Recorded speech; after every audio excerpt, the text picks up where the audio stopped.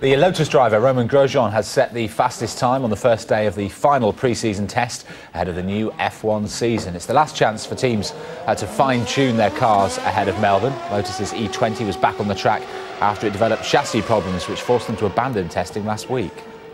When we looked at the nature of the failure, we concluded with some regret that it would have been irresponsible to run that design again. So we withdrew from the test, and we've been hard at work back at the factory making the modifications to ensure that it's now good and strong and able to run here and for the remainder of the season. Have looked consistent and quick so far. Jenson Button was fastest in the morning session and finished with the second best time of the day.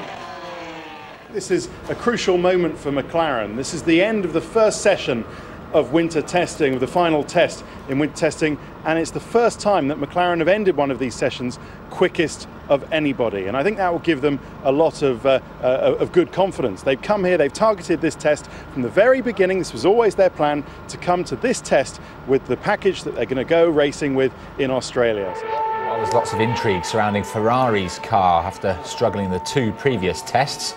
This is Felipe Massa behind the wheel today, but he was off the pace. Mercedes' Nico Rosberg did the most laps of any driver today. He was fifth fastest. The Brackley-based team were quick to keep the car under wraps when they got back into the garage. Well, as soon as they come in the pits, they cover them over and back it straight in and put the covers over, which they're not allowed to do at races. You're not allowed to cover your cars up, but at tests you are.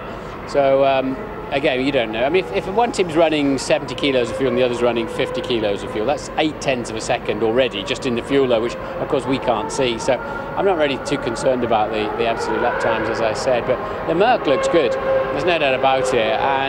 But it hasn't. I think we were wondering if they were going to turn up late with something amazing, say like Braun did in 2009, but I haven't witnessed that out there at the moment, unless they're keeping something up their sleeve. Red Bull's Mark Webber finished the day just ahead of Rosberg, but half a second off the pace set by Lotus, and he'll hand the car over to world champion Sebastian Vettel for tomorrow.